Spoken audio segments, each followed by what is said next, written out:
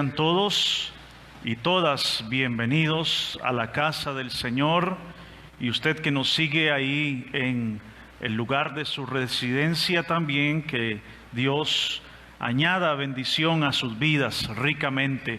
Nos sentimos agradecidos con Dios por una semana más que termina y una semana más que empieza, ¿verdad? Dios ha sido bueno y bueno en gran manera.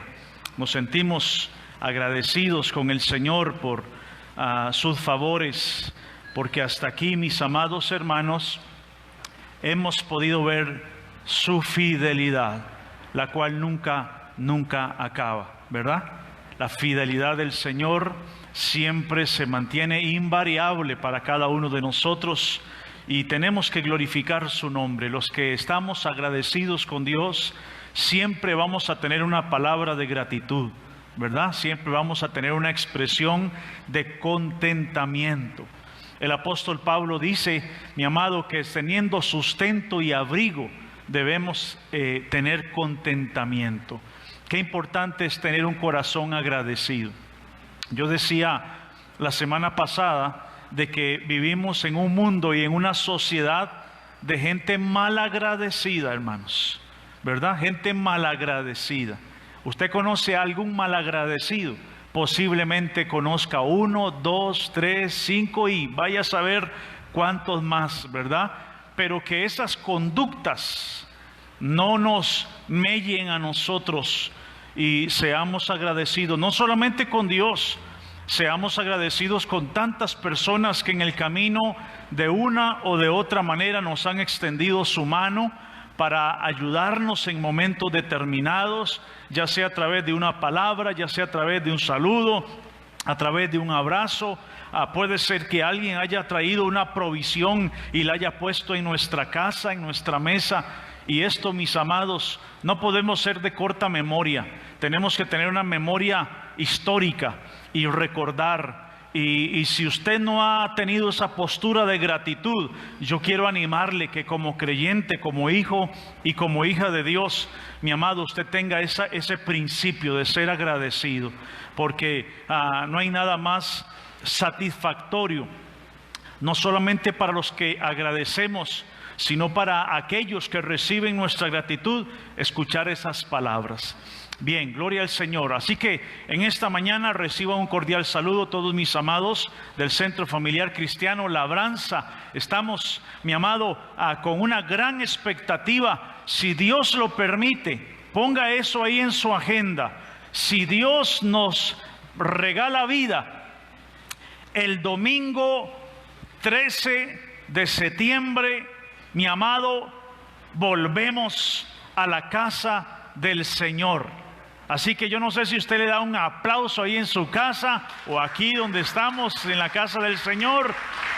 El domingo 13 de septiembre vamos, mi amado, a estar nuevamente reunidos en la casa del Señor. En el transcurso de la semana vamos a estar enviando una serie de directrices para que usted sepa en cuál de los dos horarios usted puede ubicarse, porque vamos a tener dos servicios. A las 9 de la mañana vamos a atender a todos nuestros adultos mayores y a los hombres y mujeres que usualmente vienen solos al templo, a la casa del Señor. Y a las 11 de la mañana vamos a tener las familias juntamente con los jóvenes. Así que estamos con una gran expectativa, estamos listos, tenemos todos los protocolos ya definidos, ya planificados, ya trazados, y lo que esperamos es tenerles a cada uno de ustedes, los que por lo menos en este tiempo no han estado en la casa del Señor. Y los que nunca me han dejado y siempre han estado aquí, pues ya saben, ¿verdad?, cómo vamos a recibirles. Tenemos una gran expectativa. Creemos, mis amados hermanos, de que aunque estamos en medio de toda esta situación global, ¿quién ha sostenido a la iglesia en estos 6 meses? Él no ha cambiado. Él es el mismo de ayer, de hoy, por los siglos de los siglos. Tenemos que ser prudentes, sí, pero no podemos dejar que nuestra fe, mi amado, sea avasallada, sea maltratada. Si hay algo que debe caracterizar a la iglesia, mi amado, es que tiene una expectativa de fe siempre por encima del hombre natural. Y nosotros, mis amados hermanos, tenemos esa postura de fe, de confianza en el Señor. ¿Saben? Esta semana yo estaba orándole a Dios y haciéndole una serie de preguntas. Y dentro de las preguntas que yo le hacía, quiero compartirles una. Yo le decía: Señor, tú eres mi líder, tú eres mi pastor, tú eres mi ejemplo a seguir, tú eres el modelo de mi liderazgo, tú eres el modelo de mi pastorado, tú eres el modelo, Señor, de lo que debo de ser y de lo que debo de hacer en la vida. Y yo le hacía la pregunta al Señor: ¿qué estarías haciendo como pastor en labranza, por ejemplo? Él es el pastor de labranza. Pero yo le hacía esa pregunta: Señor, ¿qué estarías haciendo? ¿Estarías enclaustrado en la casa? ¿Estarías solamente transmitiendo desde la comodidad de la casa, como yo lo he hecho? ¿O estarías en el templo, Señor? ¿Orarías por los enfermos? ¿Estarías ministrando a las personas? Y puede haber cualquier cantidad de criterios y de argumentos que usted y yo tengamos, y está bien, es válido, es permitido inclusive. Pero yo le hacía la pregunta a mi maestro, y él me lleva al capítulo 26 y el verso 6 de Mateo. Esa no es la palabra, solamente quiero compartirles mi diálogo en esta semana con el Señor. Y el texto de Mateo 26:6 dice que Jesús se encontraba en la casa de Simón el leproso. ¿Dónde? En la casa de Simón el leproso. No dice que Jesús visitó la casa de aquel que había sido leproso. No dice ni siquiera que Jesús lo sanó en ese texto.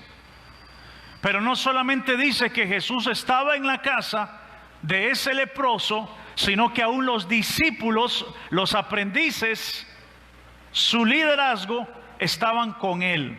Ahí fue donde llegó aquella mujer que rompió aquel frasco de alabastro e inclusive, mi amado, lo vertió a los pies del Señor, y luego con sus cabellos secó los pies del maestro.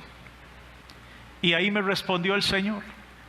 Por eso es que no hemos dejado de orar, no hemos dejado de ministrar, no hemos dejado de aconsejar, no hemos dejado de visitar, mi amado. Y aunque obviamente vamos a hacerlo siempre con toda la prudencia y con todos los protocolos necesarios, mi amado hermano, no dejaremos de servir al Dios de los cielos. Esa es nuestra consigna pastoral. Hay algunos que me han mencionado que este tiempo algunos ministros se han olvidado de la iglesia, y bueno, yo los bendigo, hermanos, eso no me toca a mí juzgarlo, pero yo fui contratado por el Dios de la viña, por el Señor de la viña, y para mí es un deleite poder servirle al Señor y a su pueblo. Bien, gloria al Señor.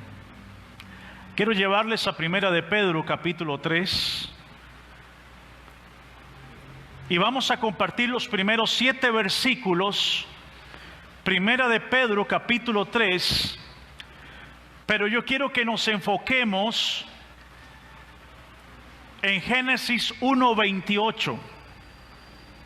Solamente voy a mencionarles y voy a leerles la referencia de Primera de Pedro, porque es la secuencia sistemática que hemos estado tratando los domingos.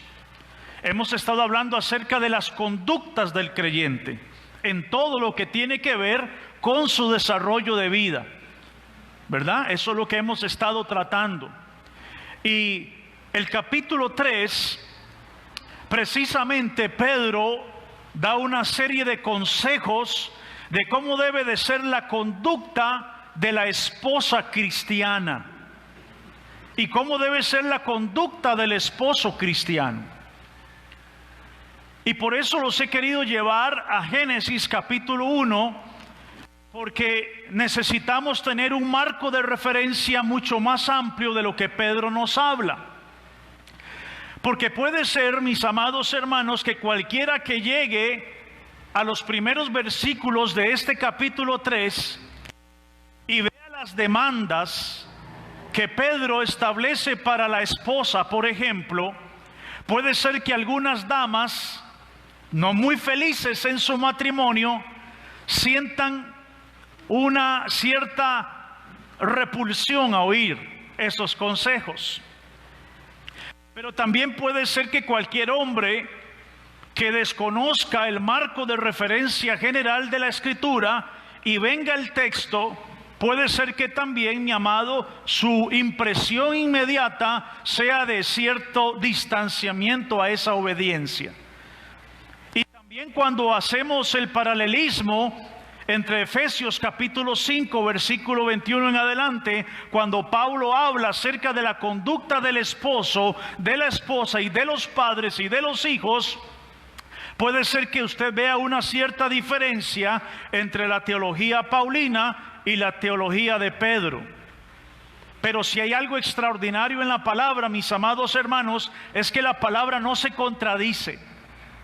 Ha sido trazada de forma tan perfecta, mi amado, que lo que la palabra nos ofrece es un complemento perfecto, de principio a fin. Entonces, permítame leerle los primeros 7 versículos del capítulo 3 y posteriormente nos vamos a ir a Génesis capítulo 1, verso 28. Leemos la palabra con gran gozo y alegría en el nombre de nuestro Señor Jesucristo. Asimismo, vosotras mujeres, estad sujetas a vuestros maridos. Y esta palabra, mis amados, todavía al encontrarnos en un contexto como el nuestro, donde han surgido una serie de tendencias ideológicas que también de alguna forma han querido infiltrarse en la iglesia, hablarle a este tiempo a una mujer la cual la sociedad le ha ofrecido el empoderamiento femenino y el movimiento feminista, por ejemplo. Hablarle a una mujer en este tiempo, en septiembre del 2020, que se sujete a un hombre, pareciera una pugna bastante interesante, ¿verdad? Pero la palabra de Dios, mi amado hermano, siempre estará llena de sabiduría. Por eso es que quiero llevarles a Génesis, para que entendamos el diseño original. Porque si yo no entiendo el diseño original, cualquier copia barata que el mundo ofrece, mi amado, corromperá mi perspectiva de lo que debe ser una esposa en Cristo y de lo que debe ser un esposo en Cristo. Entonces, Pedro dice: estad sujetas o subordinadas a vuestros maridos, para que también los que no creen, o sea, aquellos maridos inconversos, crean a la palabra y sean ganados sin palabra. Algo que también es un gran desafío, que una mujer no hable, ¿verdad? Tienen esa habilidad, tienen esa virtud. Algunos dicen que las mujeres hablan un promedio de 35,000 palabras por día. ¿Está usted de acuerdo, mi hermana? Y que los hombres hablamos, si acaso, 8,000 palabras por día. Bueno, eso dicen los estadistas. Pero dice Pedro, para que esos maridos inconversos sean ganados sin palabra por la conducta de sus esposas, considerando vuestra conducta casta y respetuosa, que vuestro atavío, o sea, que tu forma de vestir no sea el externo de peinados ostentosos. ¿Qué significa eso? ¿Que Pedro prohíbe que la mujer se ponga guapa? No, no es eso lo que dice. De adornos de oro o de vestidos lujosos, sino el interno, el del corazón, en el incorruptible ornato de un espíritu afable y apacible, que es de grande estima delante de Dios. Verso 5. Porque así también se ataviaban o se vestían en otro tiempo aquellas santas mujeres que esperaban en Dios, estando sujetas a sus maridos, como Sara, por ejemplo, que obedecía a Abraham, llamándole Señor, de la cual vosotras habéis venido a ser hijas, si hacéis el bien, sin temer ninguna amenaza. Ahora escuche la otra parte. Vosotros maridos, igualmente, vivid con ellas de forma sabia.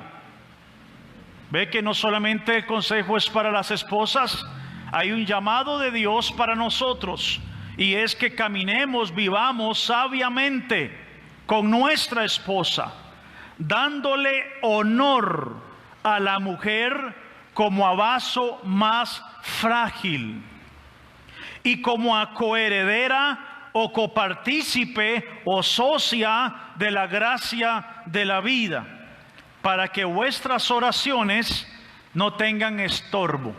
O sea, quiere decir que si yo no estoy en paz con la doña, la oración ni siquiera pasa del cielo raso. Así que hay que estar en paz, ¿verdad? En la medida de lo posible. En cuanto a vosotros dependa, hay que procurar la paz. Bien, voy a dejarles ese texto ahí para que usted lo tenga en su retina mental, para que usted lo esté analizando en el transcurso de la semana. Y hoy quiero hablar acerca de la familia y el matrimonio como la semilla de Dios. Entonces vamos a Génesis capítulo 1. Versos 27 y 28, aunque vamos a enfocarnos solo en el 28. Génesis 1, 28. Pero leemos el 27. Y creó Dios al hombre a su imagen. A imagen de Dios lo creó. ¿Qué creó Dios desde el principio? Varón y hembra. Nótese bien claro lo que el Señor creó, mi amado, para fines y propósitos eternos. Varón y hembra los creó. ¿Y qué hizo Dios con esa pareja? ¿Qué hizo Dios como arquitecto? ¿Qué hizo Dios como ingeniero? ¿Qué hizo Dios como perito de la creación cuando puso al hombre y a la mujer en esta tierra? ¿Saben qué hizo Dios? Lo mismo que sigue haciendo en el matrimonio hasta el día de hoy. Y los bendijo Dios, porque ese siempre ha sido el diseño, el plan, el propósito de Dios para cada familia, para cada matrimonio, para cada hogar. Bendecirlos. Y vamos a ver qué significa esta expresión bendecirlo en el hebreo, que es berek. Vamos a ver qué significa, cuál es la connotación de esta palabra.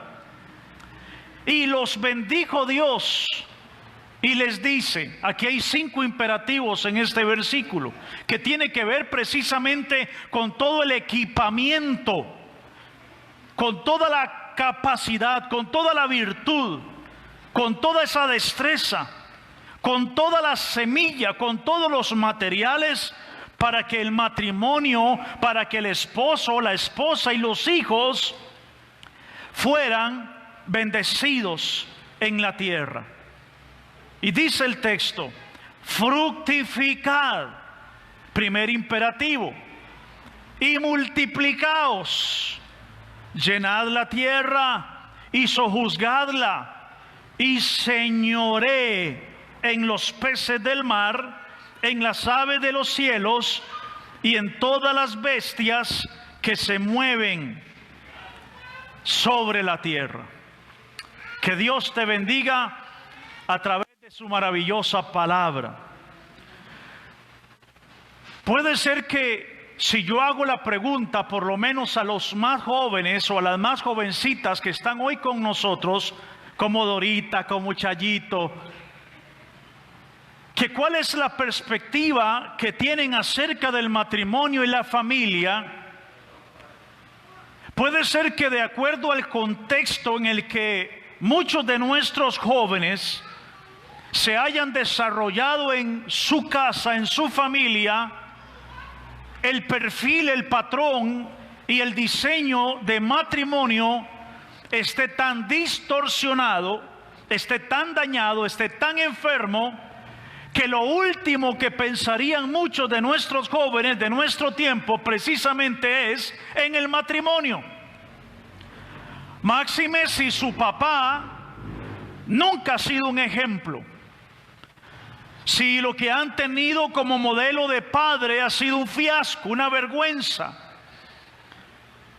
Para algunos de estos muchachos, no solamente dentro del seno de la iglesia, sino con más razón afuera de ella, si usted le pregunta a alguno de nuestros muchachos, de nuestros millennials, que qué piensan acerca del matrimonio, dirían: no, hombre, yo voy a disfrutar la vida, ¿para qué me voy a complicar?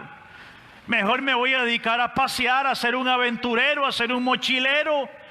Voy a aprovechar mi estudio o mis ingresos y voy a andar en avión para arriba y para abajo, conociendo todos los rincones del mundo.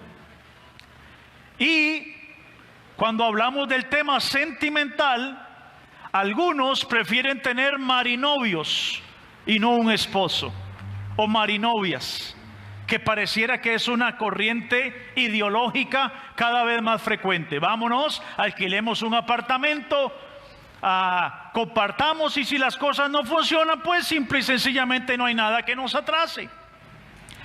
Calabaza, calabaza, cada quien en su casa. Esa es la tendencia de nuestro tiempo, ¿no es cierto? Y por ende, mis amados hermanos, las generaciones de nuestro tiempo hoy tienen depreciado y devaluado el concepto de matrimonio y de familia. Y si no, vean cómo todas las corrientes sociológicas de nuestro tiempo están en función de destruir ¿qué? El matrimonio. Hay una tendencia golpeando el tema del patriarcado, otra tendencia golpea el tema del matriarcado, y ahí usted ven que en eso está polarizada la sociedad. Por eso es que nosotros como creyentes, mi amado, tenemos que ir al consejo de la palabra para poder entender el diseño original, mi amado, y no permitir que esta sociedad enferma contamine el concepto de la iglesia, de nuestros niños, de nuestros adolescentes, de nuestros jóvenes y aún de ya nuestros adultos, concerniente al plan y diseño de Dios sobre el matrimonio. Porque tengo que decir categóricamente de que el matrimonio como diseño y creación de Dios ha sido bueno en gran manera. Pues todo lo que Dios ha creado ha sido con sello de perfección. Nada de lo que Dios ha creado admite error. Entonces, ¿por qué tanto fracaso? Entonces, ¿por qué tanto pleito en las familias? Entonces, ¿por qué tanta disfuncionalidad? Porque en el momento en que el hombre y la mujer determinan tomar caminos alternos y paralelos al diseño de Dios, siempre su fin, mi amado, tendrá consecuencias nefastas.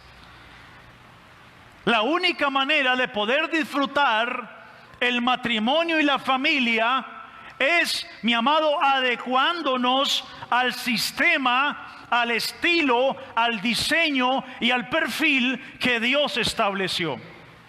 Por eso cuando Pedro le habla a las esposas que se sujeten a sus maridos, mi amado, esto intuyo que para una esposa debiera de ser fácil si se casó con un hombre sabio, con un hombre sensato, con un hombre temeroso de Dios, con un hombre recto, con un hombre que honra a Dios, que la cuida, que la ama, que la protege, que es un modelo para ella, que es un sacerdote, que es un pastor en su casa, que es la guía de sus hijos. Vaya, ¿cuál mujer no quisiera tener y vivir y disfrutar a un esposo de ese calibre.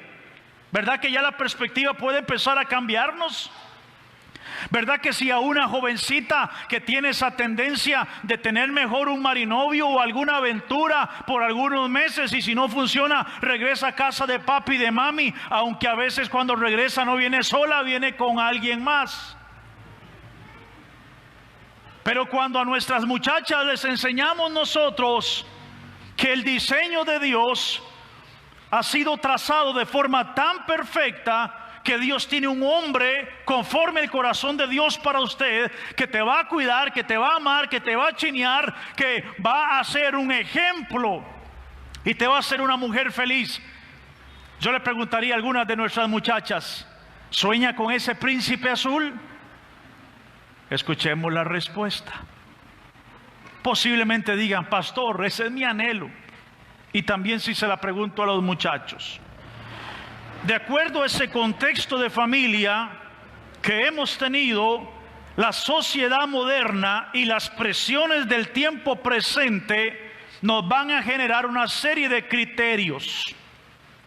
Por eso necesitamos entender la mente de Dios y el diseño de Dios en cuanto, mi amado hermano, el matrimonio, el concepto de familia.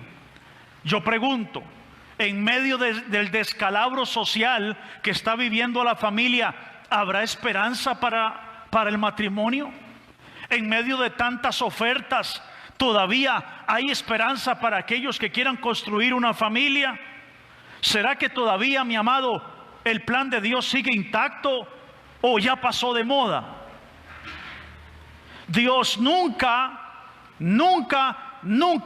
ha comisionado al hombre o a la mujer, mi amado hermano, nunca, si no los ha capacitado primero.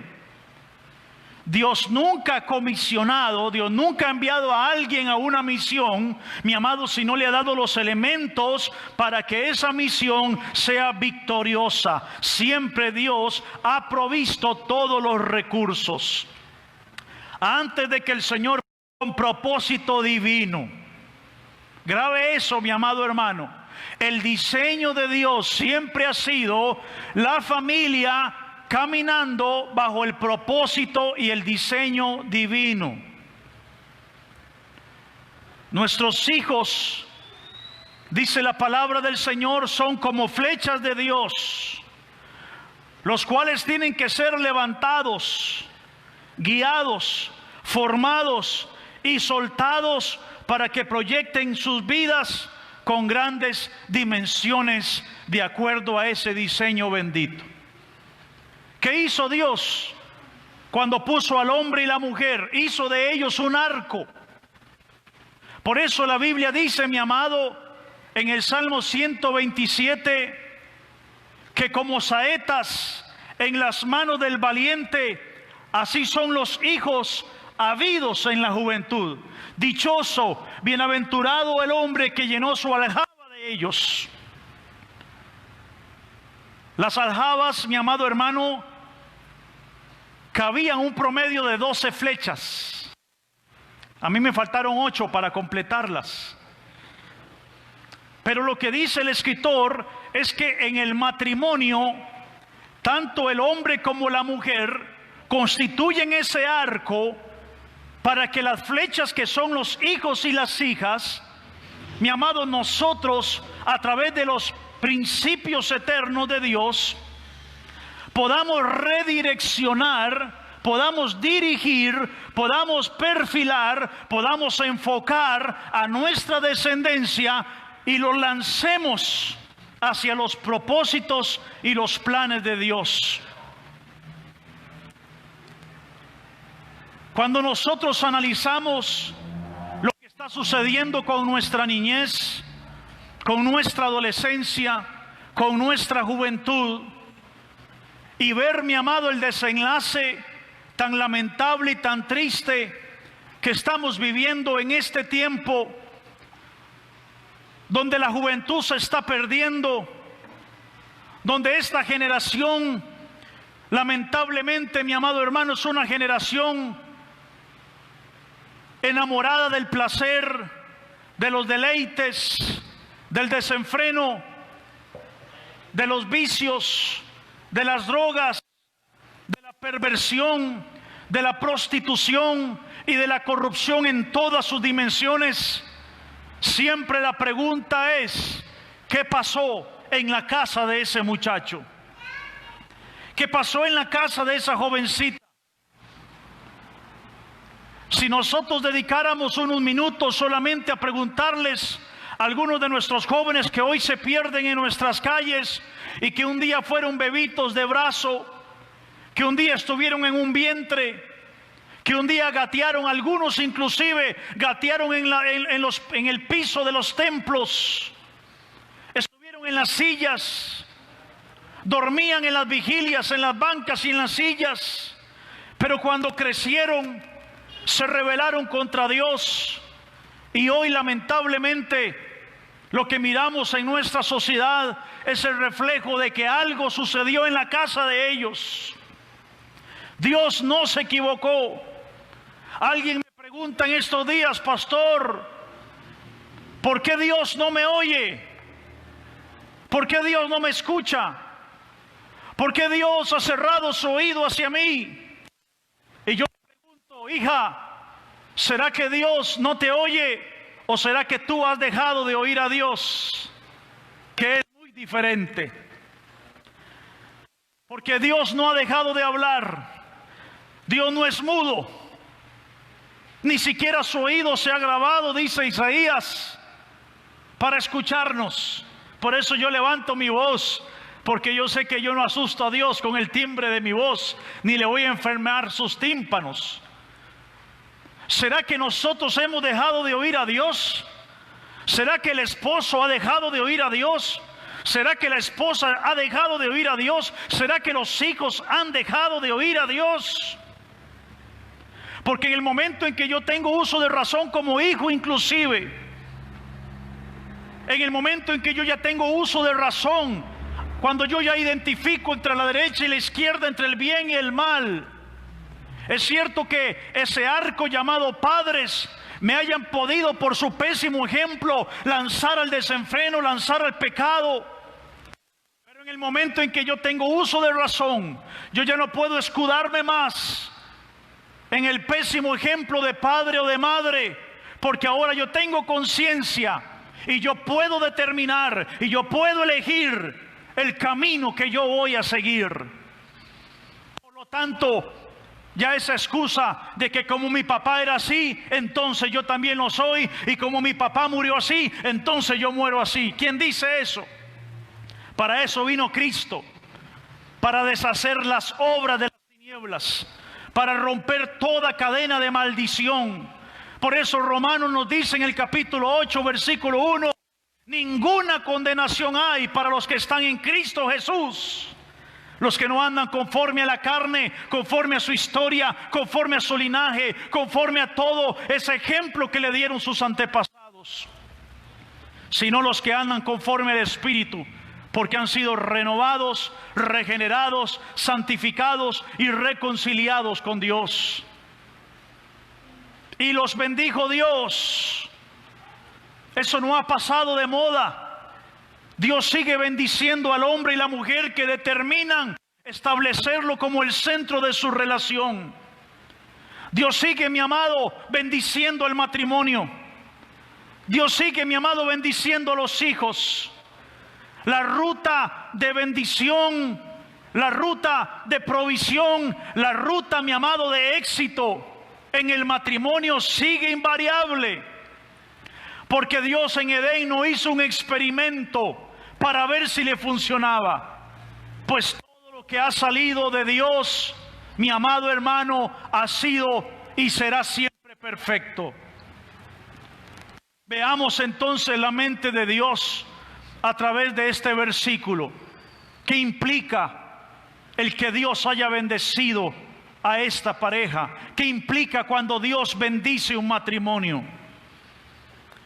Eso fue lo primero que Dios hizo. Nunca los comisiona si no los bendice primero. Berec. Y los bendijo Dios, Berec. Hay dos implicaciones en esta frase.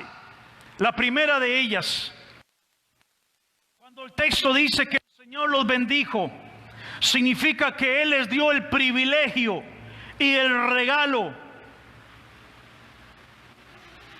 que viene precisamente del mismo ADN, si podemos usar un antropomorfismo hacia Dios, que viene de la misma esencia de Dios. Berek significa, mi amado, que Dios vació toda su bendición, toda su plenitud, toda su potencia sobre ellos. ¿Será que a Dios se le olvidó algo cuando bendijo al hombre? ¿Habrá algún pequeño detalle? ¿Habrá algo en el semillero que Dios le puso que haya pasado por alto el Señor y por eso tanto fracaso matrimonial? ¿Será que hay algún elemento, mi amado, que Dios haya dejado de lado y que por esa razón hoy las familias aún creyentes están viviendo tiempos lamentables? ¿Dónde se equivocó Dios? ¿Dónde falló Dios? ¿En qué momento enmudeció nuestro Dios? ¿En qué momento dejó de hablar Dios acerca de su propósito y de su plan? ¿No será más bien que nosotros cerramos el oído como tantos jóvenes que vienen, mi amado, y traen una lista interminable de la persona con la que están saliendo, frecuentando, y te dicen maravillas porque nunca te dicen nada feo? Pastor, conocí a un muchacho, mira qué cosa más fea, ni la mamá lo quiere. Nunca he escuchado que alguien venga a decirme eso. Pastor, conocí a un muchacho que es tan feo que aprendió a caminar a los 3 meses porque nadie lo quería alzar. Nunca he escuchado eso. ¿Qué vienen diciendo las jóvenes? Viera qué hombre, pastor. No le falta nada. Solamente que no es cristiano. Pero es. Y usted empieza a escuchar aquella lista, hermanos. Pero un pequeño detalle: no es un hijo de Dios. Vaya, qué pequeño detalle. Esa es la razón por la que hay tanta desgracia. Es ese pequeño detalle que obvian y que han obviado en la historia los hombres y las mujeres, porque es un asunto de historia, no es solo de esta generación. Ese pequeñísimo detalle es el que ha hecho que hoy los matrimonios estén en desgracia, las familias estén en desgracia, que los hijos anden rodando, que las familias estén llenos de hermanastros, que algunos ni siquiera conozcan quién es el padre o quién es la madre, y que en una misma familia hayan 3, 4 y 5 apellidos diferentes. ¿Será ese el diseño de Dios? ¿Fue eso lo que Dios trazó desde el principio? Entonces la pregunta que tenemos que hacernos es: ¿en qué momento el Señor dejó de hablar? ¿O más bien fue que nosotros dejamos de oír? Porque, mi amado hermano, el que Dios nos haya bendecido y haya vaciado toda su esencia también demanda, mis amados, y es el segundo aspecto, hay una exigencia de pertenencia. Porque en el momento en que Dios bendice un matrimonio, también le exiges ser parte de su propiedad y vivir en santidad, vivir separados para Dios. En el momento en que el hombre creyente quita su mirada de Dios, en el momento en que el hombre creyente, en el momento en que el esposo negocia su fidelidad a Dios, póngale la firma que estará en disposición de serle infiel a su esposa, de serle infiel a sus hijos, de serle infiel a cualquiera. Por eso dice la palabra: bienaventurado el hombre que teme a Jehová y en sus mandamientos se deleita en gran manera. Porque ese hombre, su mujer será bendecida, sus hijos serán bendecidos, Su casa será bendecida, su trabajo será bendecido, su negocio será bendecido, y todo lo que gire alrededor de ese hombre tendrá ese berech, tendrá ese sello de la bendición de Dios. Aún en medio de la adversidad, aún en medio de los conflictos, aún en medio de las presiones, el hombre que camina en el temor de Dios, Dios dará sobre él, sobre su matrimonio, sobre su casa, bendición tras bendición. ¿A dónde se equivocó Dios? ¿Qué le faltó al Señor? Después de que Dios bendice a Adán y a Eva, que son el reflejo, el modelo y el diseño de los matrimonios, luego de que los bendice, le traza una ruta de bien para que él y ella y su descendencia fueran bendecidos. Lo primero que hace Dios es decirle: fructifiquen. Fructifiquen, fructificad. O sea, el Señor le dice: sean prósperos. El Señor les dice: sean fructíferos. Desarróllense, proyecten, avancen, extiéndanse. Esta palabra fructificar tiene que ver con frutas. O sea, den fruto. ¿Por qué? Porque Dios impregnó en ellos, al bendecirlos, toda clase de semilla. Por eso el Señor le dijo: he aquí os he dado toda clase de semilla en que hay ¿qué? Vida. Y en cada semilla que tiene vida hay frutas, hay fruto. Esas semillas, obviamente, mi amado, que se producen en el matrimonio, saldrán precisamente de esta misma fruta que somos mi esposa y yo. Y la voluntad de Dios es que esta semilla llamada hijos, por eso la palabra semen viene de semilla, porque los hijos son eso, son una semilla cuya vida se la dio Dios a través de la fruta llamada matrimonio, para que nuestros hijos den fruto, y fruto abundante. ¿Cuántos padres, mis amados hermanos, con sus palabras han secado semillas? ¿Cuántos padres han maldecido a sus hijos desde que nacieron?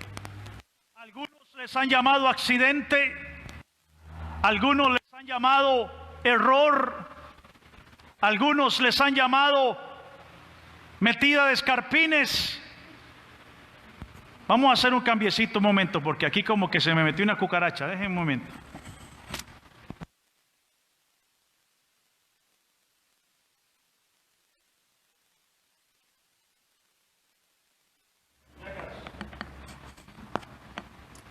Gloria a Dios. Ahí me escuchan bien. ¿Me escuchan bien ahí atrás? Ok.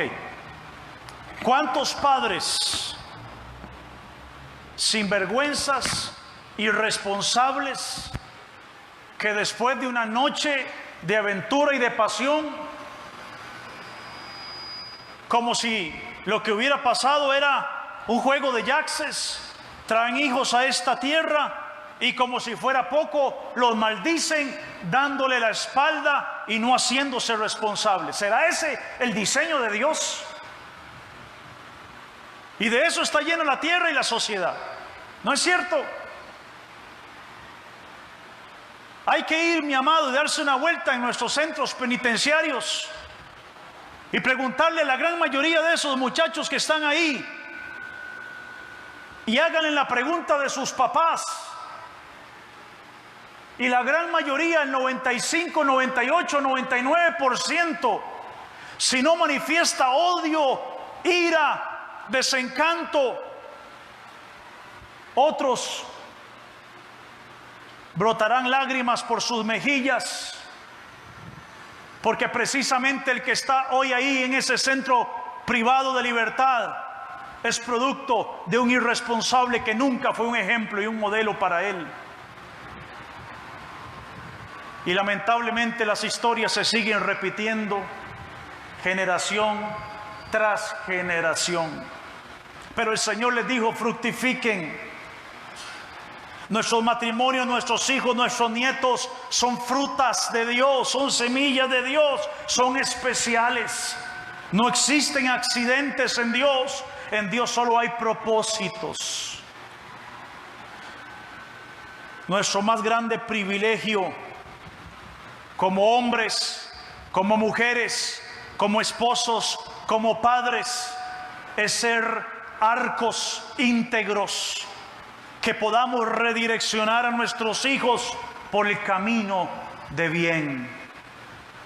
Yo tengo una semilla de Dios para bendecir a mis hijos.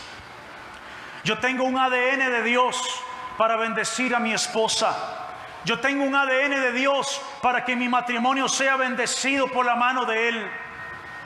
Yo tengo, mi amado, un sello de garantía para que todos los días, meses y años que aún me quedan en esta tierra, mi matrimonio, mis hijos, mis nueras, mis nietos y mis nietas estén bendecidas por la mano de Dios. Si usted lo cree, diga amén. Porque Dios no se equivocó. Porque Dios no hizo un experimento. Puede ser que usted haya hecho un experimento, pero Dios no. Qué importante, muchachos que me oyen, qué importante es esperar en Dios. Qué importante es pedirle dirección a Dios. Es cierto, mi amado, que hace muchos años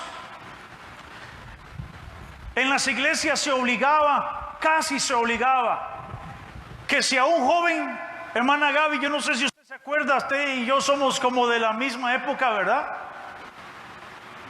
Miren, hermanos, había que pensarlo para acercársele al pastor y decirle: pastor, me encanta una chiquilla. Obviamente, era de la iglesia, porque nunca se iba a llegar a decirle al pastor en aquel entonces: pastor, conocí una chiquilla, pero no es de la iglesia. Es de otra iglesia, no, es del mundo, pero nadie hacía eso, tenía que ser muy osado, ¿verdad? Pero antes se acostumbraba de que si alguien, mi amado, quería entablar una relación, Albertito, de noviazgo, los muchachos estaban acostumbrados primero a orar, después a ayunar, después vigilar. Y había una serie de preceptos.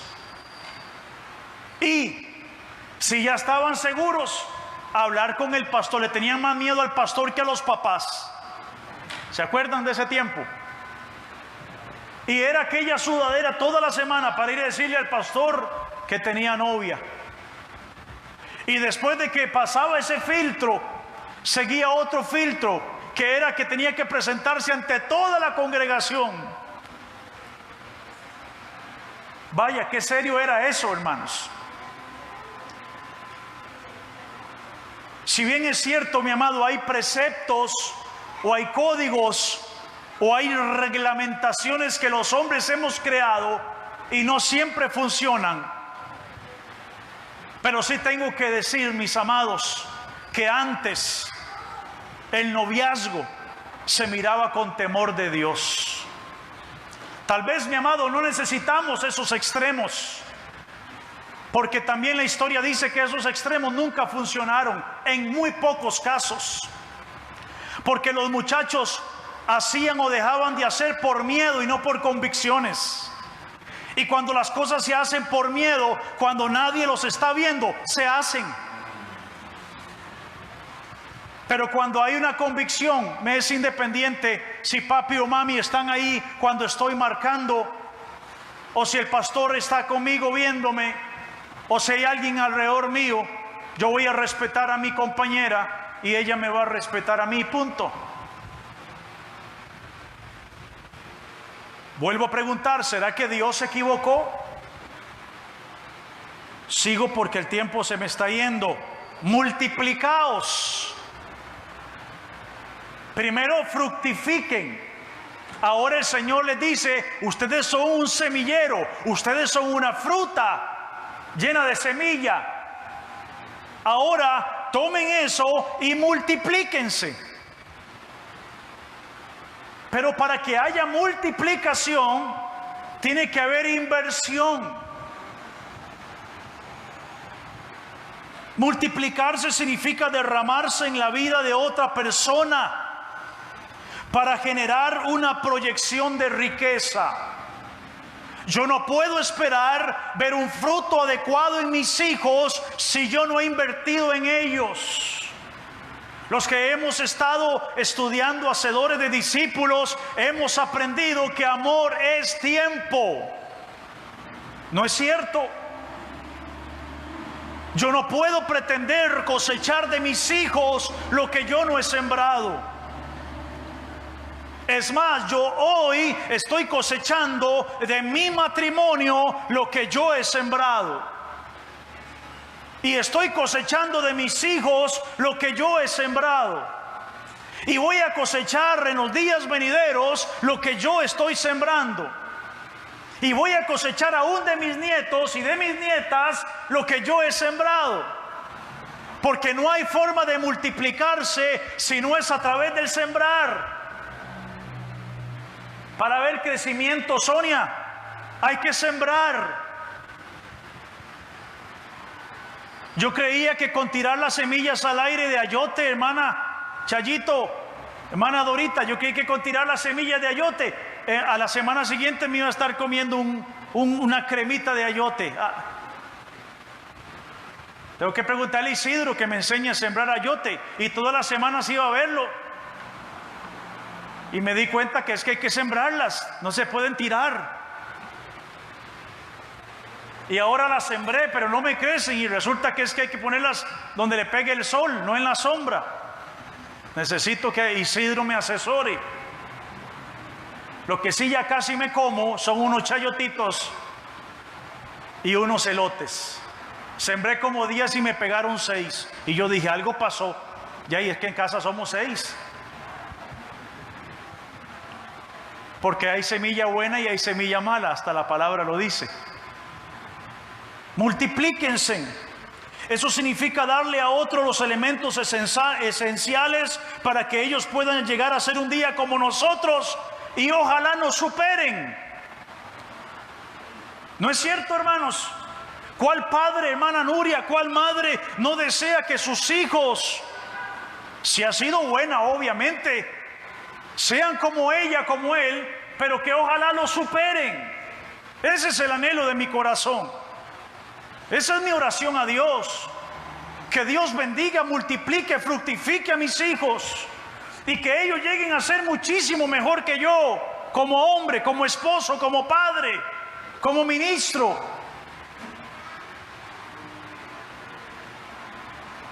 Y obviamente también pienso en que mis nietos lleguen a ser mejores que el abuelo y mejores que el papá. Y que Dios me dé muchos nietos. Y si Cristo no ha venido de aquí a unos años, esa es mi oración: Señor, permíteme ver mis nietos y poder guiarlos en el temor de Dios. Dame por lo menos esa oportunidad. Multiplíquense. No hay satisfacción más grande para un padre y una madre que ver a sus hijos disparándose en el horizonte de la vida y verlos llegar donde nosotros no hemos podido llegar. Llenen la tierra. Dios nos ha dado a nosotros el matrimonio, la familia y los hijos para que ellos en la tierra caminen plenos. Anote eso ahí. Pero para que alguien camine pleno necesita dedicación, necesita inversión, necesita tiempo y necesita obediencia al diseño de Dios. Somos responsables de llenar nuestra casa de amor, de cuidado, de protección, de instrucción, de carácter y de fidelidad al Señor. Este es un tiempo, mi amado, en que necesitamos los esposos volver a retomar nuestro sacerdocio delante de Dios. Las iglesias, mi amado, están llenas, gracias a Dios por eso. El 70%, mi amado, de la membresía de las iglesias por lo general son mujeres. Gracias a Dios por ellas, porque han sido esa punta de lanza siempre hacia adelante. Son las que han tenido que llevar la carga del matrimonio muchas veces, la carga de los hijos, sacar las hermanas Cinia adelante a los hijos, muchas veces solitas. La pregunta: ¿dónde están esos hombres? Si en el diseño de Dios estaba que tú y yo fuéramos la cabeza de esa familia para guiarles en los propósitos eternos de Dios. ¿Dónde estamos los hombres?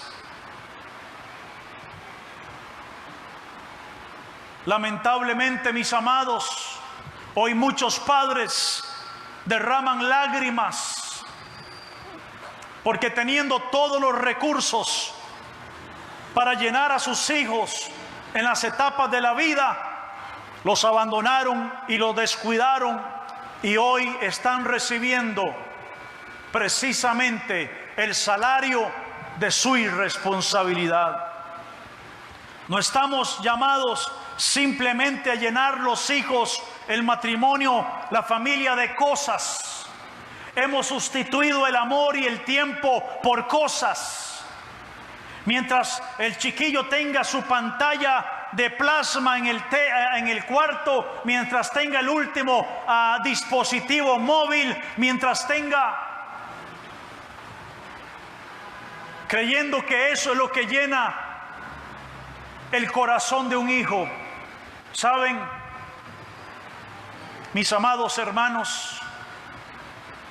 Estoy seguro que muchos niños preferirían un rato de bola en el parque, aunque ahorita no se puede ir. Algo de lo absurdo que para mí hay, pero bueno, que estar pegado 2, 3, 4, 5, 6, 8 horas atado al vicio de la tecnología. Sojuzguen, gobiernen, administren. Esto es un tema de la economía de Dios. En griego es oikonomos, o ley de la casa, nomo, ley, oiko, casa. Dios estableció las leyes de la administración. La administración, mi amado, no lo inventó Porter, uno de los hombres más reconocidos de la administración, ni es Bill Gates. Los principios de la administración fue Dios quien lo trazó para el hombre. Por eso Él le dice: sojuzguen, gobiernen, oikonomos, administren. Eso tiene que ver, mi amado, con decisiones sensatas y prudentes, sí, pero también tiene que ver con reglas en la casa. Hoy tenemos una generación perdida porque faltaron reglas en la casa. Hoy tenemos hijos irrespetuosos porque faltaron reglas en la casa, primeramente por la regla del ejemplo. Porque cuando un padre le dice a un hijo: no te quiero ver con un cigarro en la boca, con una botella de guaro, es porque él se lo ha modelado durante toda su existencia. Muchos de nosotros oímos esa amenaza. El día que lo mire con una botella de licor, le rompo todo lo que se llama eso que usted acaba de decir. Pero cuando mirábamos a nuestros progenitores, a nuestros tíos, a nuestros primos, invitándonos, ¿qué cree que siempre pesará más? el grito amenazante de un padre irresponsable o un buen ejemplo? Lo segundo. Yo no puedo cuidar a mis hijos 24 horas, pero confío en Dios primeramente. Y segundo, que aún en nuestra imperfección como padres, hemos tratado de guiarles en el camino del Señor. Cuando ellos estén solos, espero en Dios que el Espíritu siempre hable a su conciencia. Sojuzguen. Nuestros hijos necesitan saber que la vida está llena de límites y que en el momento en que los cercos se abren, alguien se puede desbocar en la vida y en algunos casos las consecuencias serán trágicas. ¿No fue eso lo que le pasó al hijo pródigo? Padre, estoy harto de estar bien. Estoy cansado de tener la comida caliente. Estoy cansado de tener techo y abrigo. Estoy cansado de que no me falte nada en la casa. Déjame ir a malgastar mi vida y mis bienes en las rameras de esta tierra. Déjeme ir a vivir una vida licenciosa. Yo quiero probar. Yo quiero saber qué es eso. Pero siempre esa probadita te llevará a la condición de un cerdo, de humillación, de comer las miserias del mundo, las algarrobas de esta tierra y convertirte en un indigente de la vida que teniéndolo todo, lo desperdició todo. Se necesitan límites. No importa si su hijo es un bigotón y tiene más barba que usted. La Biblia dice de que Dios ha trazado una línea para bendecir a tus hijos, y usted y yo no podemos ser irresponsables como padres y como madres de no trazarle la línea correcta para que ellos se guarden para Dios. Y si algún hijo, mi amado hermano y hermana, quiere hacer en tu casa lo que le da la gana, usted es la autoridad, ni siquiera es el pastor, porque alguno lo llama a uno para que se meta en esos miches. Yo no me voy a meter en esos miches si adentro hay un hombre irresponsable que es la autoridad, que es el sacerdote, y es él el que tiene que poner orden. Qué fácil es decirle al pastor que le resuelva los miches, pero el pastor puede ir con buenas intenciones y aconsejar a la esposa, al esposo y a los hijos, pero en el momento no se ha ido el pastor cuando siguen los sartenes volando. ¿No es cierto? Si uno oye cuando uno toca la puerta, ustedes se salvan conmigo porque yo no le caigo a nadie improvisadamente, siempre les aviso. Pero antes los pastores llegaban y tocaban la puerta, pero antes de tocar estaba con la orejota pegada y eran aquellas... ¿Usted se acuerda, hermano? Que miches. Y el pastor decía, yo no sé si toco o me jalo porque con ata a mí me arrean. Y cuando se asomaban y decían, el pastor, mami, el pastor, y todo el mundo se acomodaba y hasta se persinaban del susto. Y mire, nadie mataba ni una mosca porque ahí estaba el pastor. ¿Se acuerdan la visita de un pastor en la casa? Era cosa seria, hermano. Pero cuando salía el pastor, todo volvía a ser lo mismo. ¿Por qué? Porque habíamos negociado los principios. Y la casa, lejos de ser un Edén, un paraíso, un lugar de paz, era la sucursal del infierno. Pregunta, ¿dónde se equivocó Dios cuando Él los facultó para que fueran buenos administradores? Perdón, reglas no son barreras, son mecanismos de amor para que ellos se sientan seguros, protegidos y sepan cómo lograr las metas de vida. Cuando usted enseña principios, las reglas pasan a un segundo plano. Pero hay gente que enseña reglas, pero nunca principios. Y por último, el Señor les dice, señoread. Eso es, ejerza potestad, ejerza autoridad sea responsable, mantenga una postura de guerra espiritual ante cualquier acechanza del enemigo. ¿Saben? Dios, en su omnisciencia, sabiendo que el hombre iba a irrumpir en el cerco protector y que iba a poner en descubierto su matrimonio, su vida y sus hijos, ya desde ahí el Señor le había dado la facultad de señorear, de tener potestad, de tener autoridad para diseminar cualquier enemigo que se acerque a casa. Esposos, es tiempo de volver a Dios para que su matrimonio se sane. Esposas, es tiempo de volver a Dios para que el matrimonio se sane en la medida de lo posible, porque soy consciente de que hay daños en el matrimonio que son irreparables, humanamente hablando. En esos casos, trace la línea del temor de Dios. Si usted ha tenido que guiar e instruir a sus hijos solitas para que sus hijos sigan su ejemplo de temor de Dios. Pero si es el caso del hombre que ha tenido que sacar adelante a sus hijos, revístase del discernimiento espiritual y marque el territorio para que sus hijos sean hijos de bien. Pregunto y termino: ¿habrá algo que le faltó a Dios? Cuando Dios pone a Adán y a Eva y le dice: les voy a bendecir para que ustedes fructifiquen, para que se multipliquen, para que sojuzguen, para que llenen la tierra, para que la administren, para que tengan potestad, para que sean bendecidos, ¿habrá algo que Dios olvidó? No. ¿Dónde radica la diferencia? En que hemos dejado de oír como esposos, como esposas, como padres, como hijos, hemos dejado de oír la voz de Dios. Pero Dios sigue bendiciendo el matrimonio y las familias que caminan de acuerdo a sus propósitos eternos. Oramos a Dios. Padre,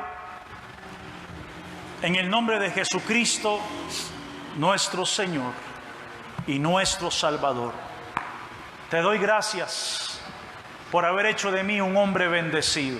Dígalo usted ahí en su casa: Señor, gracias. Dígalo aquí: Señor, tú me hiciste un hombre bendecido.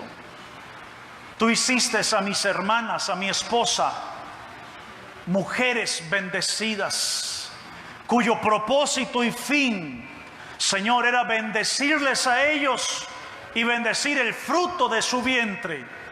Y todo lo que girara alrededor de ellos tenía como sello de garantía una bendición total y absoluta que no tenía vigencia ni fecha de caducidad. Porque lo que tú bendices, Señor, es bendito eternamente, Señor.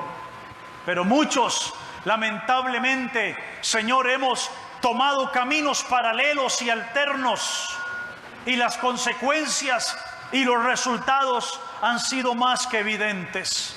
Pero hoy te pedimos, Señor, que tú bendigas cada matrimonio, que bendigas cada familia, que bendigas cada hogar, que bendigas la descendencia de mis hermanos, y que esa bendición que hace más de 2000 años, hace muchos años, desde el principio de la historia de la humanidad, tú trazaste para el hombre y la mujer, para el varón y la hembra, para el matrimonio y la familia, Señor, esa bendición que sigue vigente, nos alcance en este tiempo, alcance a nuestros hijos, alcance los matrimonios de nuestros hijos, de nuestras hijas, alcance las familias de nuestros nietos y bisnietos, y como dice tu palabra, y tu bendición alcance hasta 1000 generaciones, para la gloria y la honra de tu nombre.